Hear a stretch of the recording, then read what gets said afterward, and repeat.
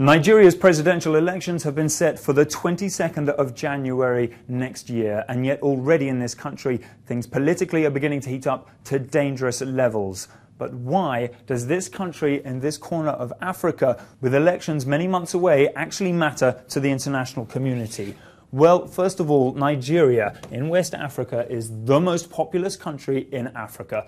150 million people. Neighboring Cameroon, for example, only has 30 million people.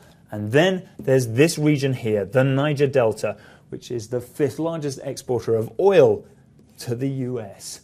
The incumbent in this election, President Goodluck Jonathan, is from this region. They've never held presidential power before, and he's under immense pressure to win this election, with militants in the region throwing their support behind him, promising to attack oil pipelines, as they have been doing for years, if he doesn't gain the presidency. However, the country is roughly divided between a north and a south. It is mostly a political divide, but there is an unofficial agreement in Nigeria that power will rotate between the north and the south and vice versa. The north are saying that it's their turn to hold the presidency and that Goodluck Jonathan is reneging on this deal, pitting north against south with potentially dangerous consequences.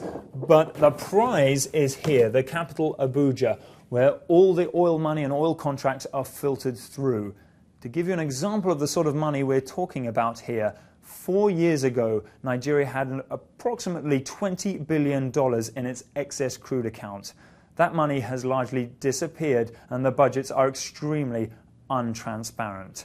INEC, the Independent National Electoral Commission, has set the dates for the 22nd of January, but they're already trying to renege on those dates. They've released a statement saying that their schedule is very tight, and they're exploring all legal avenues for the extension of time to enable the Commission to hold free and fair elections.